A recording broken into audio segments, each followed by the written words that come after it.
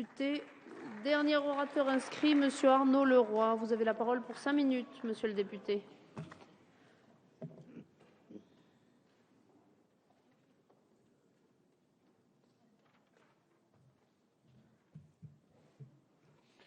Merci Madame la Présidente, Madame la Ministre, chers collègues. Beaucoup de choses ont déjà été dites ce soir.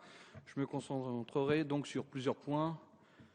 Premier point, la fiscalité écologique est l'outil essentiel de la mutation de notre société, une mutation qui est appelée de ses voeux par le Président de la République, et aussi, et je souligne ce point, de notre appareil productif.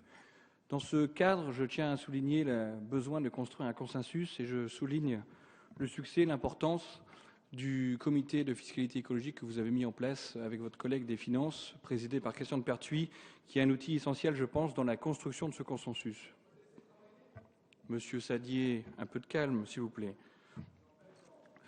La fiscalité écologique doit être aussi, en complément de ce qui a été dit par ma collègue Geneviève Gaillard, un outil au service de la compétitivité. Compétitivité des industries. Je prends sous cet angle l'aspect énergétique. On nous parle souvent du coût, de la compétitivité des coûts. Je pense que la donnée énergétique est essentielle, notamment vis-à-vis de nos partenaires. On a cité l'Allemagne, je répète cet exemple formidable qu'on nous sert depuis quelques années. J'assiste aussi sur un deuxième point, l'utilisation des matières premières. Une fiscalité intelligente peut favoriser et doit favoriser l'éco-conception. C'est aussi un outil pour notre compétitivité. Cette résolution s'inscrit aussi dans un débat que vous menez, Madame la Ministre, celui de la transition énergétique et écologique. Il est important que nous ayons cet aspect en tête, car une fiscalité écologique qui réussit est une fiscalité qui s'inscrit dans une réforme d'envergure, une réforme fiscale d'envergure. J'ai entendu les propos du rapporteur général. On a eu de nombreuses discussions, notamment dans la commission des finances, à ce sujet. Pour moi, le CICE est un élément, il n'est pas suffisant. Nous devons aller plus loin et inscrire la fiscalité écologique dans le parallèle de cette réforme fiscale. Enfin, comme je suis le dernier orateur, j'ai essayé d'être court, le financement de la transition écologique se fera en partie, ça a été dit, et j'espère une grande partie, par cette fiscalité. Je crois que ce sont des éléments essentiels pour l'acceptabilité, la compensation. Si nous voulons faire perdurer ce consensus au-delà du comité de fiscalité écologique, notamment dans la population, on se souvient des histoires et des échecs successifs de la taxe carbone, quel que soit le gouvernement qui a porté cette initiative, M. Jospin, M. Sarkozy dernièrement, on a toujours eu un problème d'acceptabilité qui a fait échouer. Certains se souviennent notamment des positions du FC Que Choisir sur les dernières tentatives d'une taxation carbone.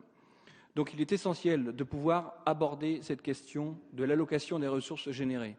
J'entends les propos du rapporteur général. Je pense aussi que si nous voulons construire cette mutation, cet avenir, il faut absolument que nous puissions avoir une partie des sommes générées par une fiscalité écologique qui soit allouée au financement de la transition, de la mutation. C'est essentiel pour la construction de l'avenir et l'acceptabilité. Enfin, nous étions ensemble la semaine dernière dans une table ronde sur l'avenir d'ETS, donc le système d'échange de quotas d'émissions. Vous savez que je pilote ici un groupe sur la fiscalité écologique. Nous devons marcher sur nos deux pieds, à savoir avancer au niveau européen pour pouvoir aussi avancer en parallèle au niveau national.